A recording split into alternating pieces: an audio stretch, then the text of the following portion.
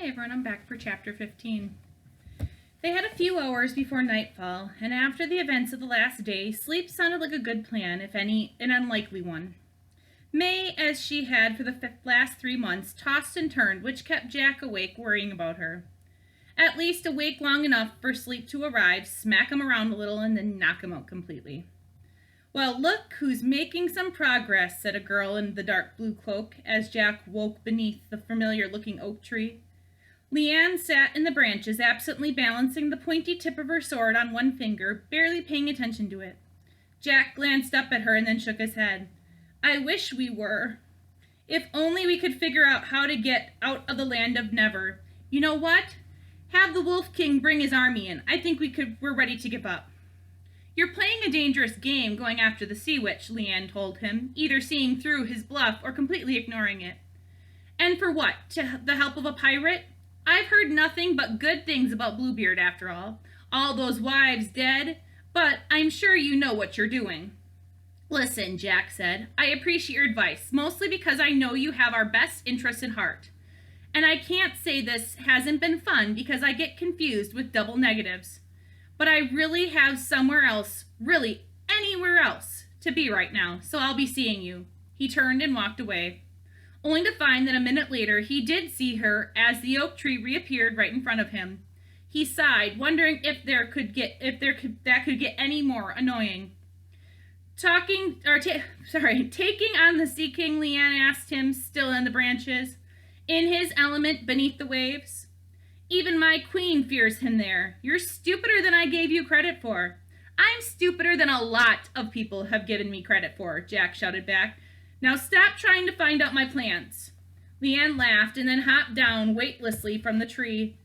"Where do you think you are, Jack? You really think you can hide things from me in here? What's that supposed to mean?" "It means we're in your dreams, you idiot," she said, shaking her head in disgust. "And where do you think your dreams live? Think about it, even if it hurts." "I'm in your head. I have access to everything else there is in here, what little there might be. See that city over there?" She pointed at the city in the distance. "It's obviously not really a city, but there's a reason you've got such big walls around it. That represents all your secrets, all your dreams," she said, smiling mockingly. "All your feelings for a certain princess." "Get out of my head!" Jack shouted at her, and then drew his sword and leapt straight at her. Lian didn't even bother moving. Instead, she just grabbed his sword out of midair and held it in place, despite Jack struggling with all his strength against her. "I've already been through that city, Jack," she said, "and it's been a learning experience. You really don't think much of dear old Dad, do you?" Jack just growled in frustration and kicked out, but Lian caught his leg with her own foot and knocked it away. "That's not all I saw in there, Jack," she said, still smiling. "There are memories you have that you probably don't even know about, memories locked away so deep that you probably never even knew they were missing."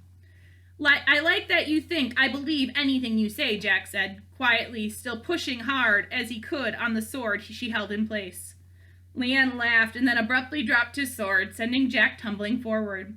She elbowed him as he fell past, knocking him to the dirt, and then sat down on his back as soon as he landed, pinning him to the ground. "I'm sure you don't, and you're right. What missing memories could I possibly be talking about? I'm sure you remember that injury you had when you were younger, while your parents sent you to live with your grandfather. What happened to your father? You do remember all those things, right?"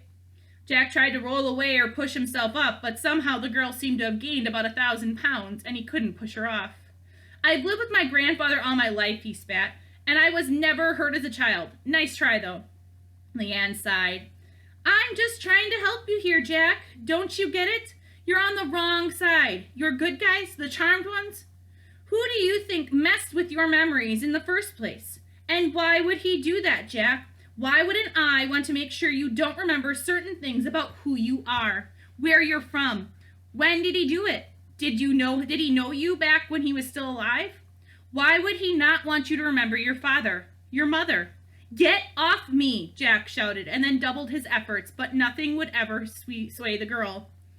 "This dreamland is not real," Lian told him. "You basically can do whatever you want in here, which makes it perfect for training to be an eye. That's why the Charmed One met you here. Only you wouldn't listen to him." Which is smart, I'll give you that. Doubt whatever anyone says until you find out the truth for yourself. It's one of the first precepts of being an eye. Abruptly, the weight on Jack's body lifted, and he rolled over to find Lian in the tree's branches once more. Jack pushed himself to his feet, glaring at the girl. If he can train me to beat you, I'm all for it. Bring him back. Oh, he can't return while I'm around. I've made sure of that, Lian said with a shrug. You don't need him lying to you while I'm trying to spread a little truth. Didn't you just say I shouldn't believe what anyone tells me? Jack hissed.